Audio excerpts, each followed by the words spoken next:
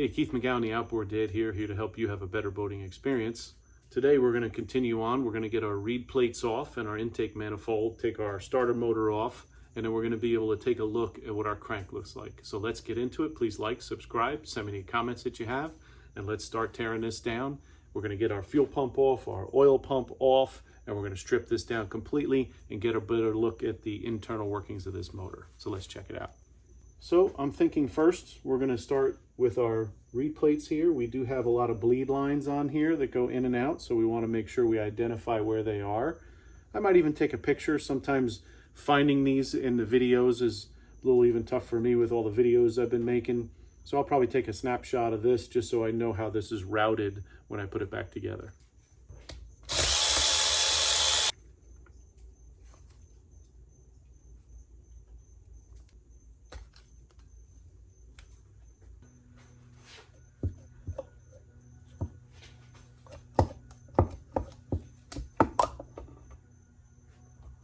Disconnect my throttle linkage, my throttle level.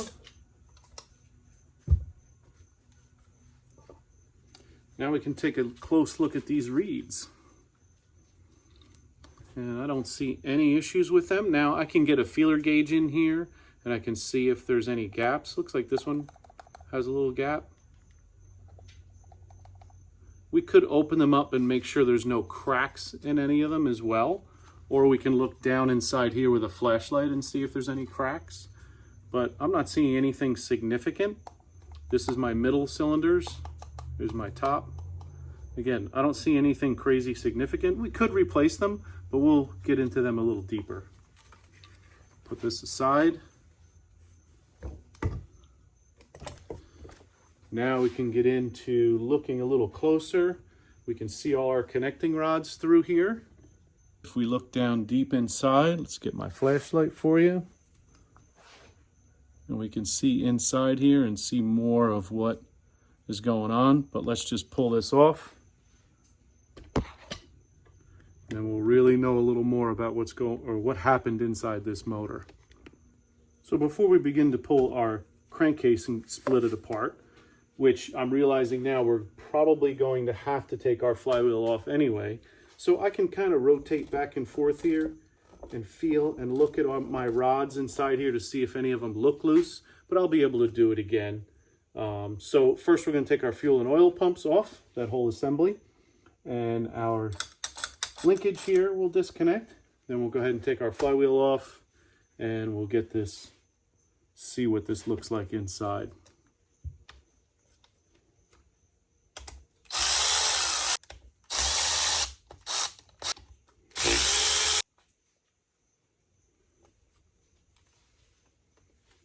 So our fuel pump has a connection to the engine block because it uses the vacuum from the engine to pulse that diaphragm to pump fuel into our carburetors. So we're going to disconnect that hose. And then both oil and fuel pump should come off. It's amazing, the rest of these rubber lines seem fine. I don't have any cracks or anything. It's just that primer bulb. So this assembly we'll hold on to, put aside nice and neat. Now we can also look here closely at our oil gear. I think you can see that if you want to zoom in, you can.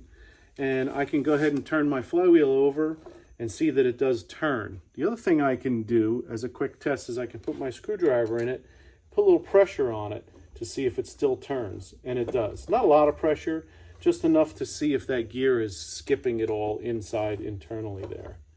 So now we'll get the rest of this disassembled and get this case split. We're gonna have to take our flywheel off, so I have to get my impact out for that.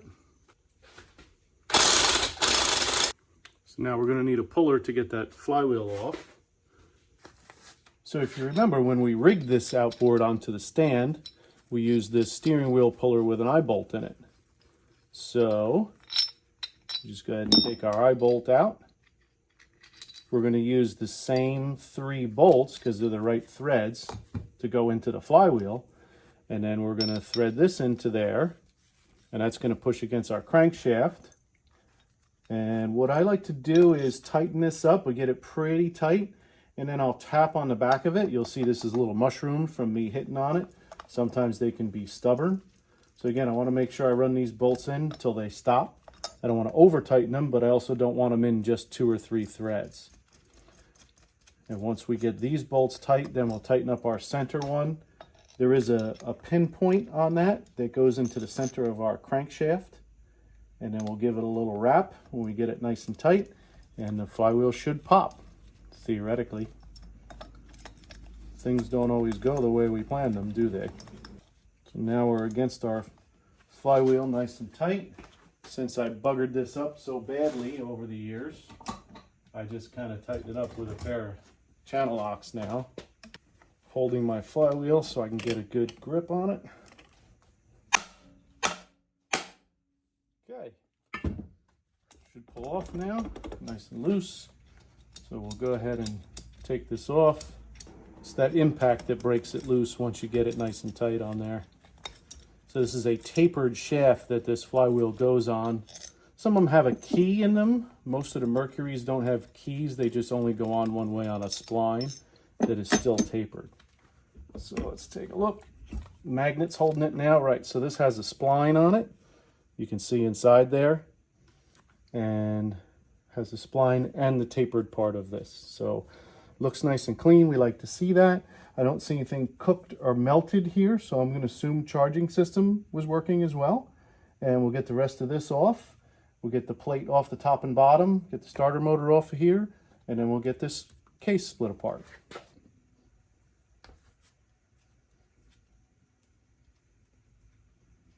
Now, if you remember, we connected or disconnected all the wires from this, so this should come right off without too much trouble. Now we're also going to be able to inspect the top seal. We did look at the bottom seal where the drive shaft goes in. Didn't see any leakage there. And there should be a bearing carrier on the top and on the bottom that we're going to loosen up a couple bolts for so that we can go ahead and split this case. Again, while I'm doing this, I'm inspecting, looking at my wires, see if I have a break anywhere, maybe something rubbed on something or burnt against something. And we want to make sure that we can make those repairs if needed on reassembly, or evaluate if something needs to be replaced that's going to cost us some more money. So now we have a trigger base here. You may have heard that before. Has linkage on it. So that comes right off. Look at the wires. Although they did get some oil on it over here in this area, they're okay. The insulation seems to be okay. Trigger base, I don't see any burns. I do see a little crack on this. Shouldn't be a problem, but little things like that, I will go ahead and clean that really well, and I'll put a little silicone on it because I don't want moisture getting into this. So you see that little crack there? Again, doesn't mean it's not going to function properly, but I don't want moisture to get in there and have it get worse. So we see we have our 4 bolts here. We're going to disconnect, and then we can get into taking our case and splitting it in half and seeing what the crank and everything looks like. Now there is an O-ring around this as well, usually a double O-ring. So we're not going to try and remove this. We're going to split the case first and then take this off. We just want to get the bolts out because 2 of the bolts are in the case and 2 are in the block. As I'm loosening, I'm looking at the spline here on our shaft, and it looks really good. Don't see, flywheel may have never been removed on this motor. So now that we got this off, let's tilt the motor up and we'll get the other end off. Ooh, look at what I see here. So I'm noticing here now, as I'm inspecting, all these little bits of metal in here. Look at this. So this has had some damage and floating around in there. So it's probably that this knocking noise probably just started and they took the motor off. It wasn't like they ran it for a long period of time. And a lot of times that's what you'll see. You'll see someone, it's making a noise, but they just keep running their motors, and then their blocks get ruined as well. So I'm hoping this block is okay. Let's split this case and let's get into this. So we're going to continue on with this project motor that we're working on here. We're going to take the bearing caps off. We're going to take this and split this case in our next episode. And we're going to have some fun finding out the extent of this damage. Now, those little bits of metal, did they get in the crankshaft on the main bearings? Did they get in the crankshaft on the rod bearings? Those are the things we're going to inspect very clearly and see what we have. So stay tuned to the next episode. Please like, subscribe, send me any comments, and look forward to seeing that used outboard motor buying guide that I'm going to put out very soon. Have a great day.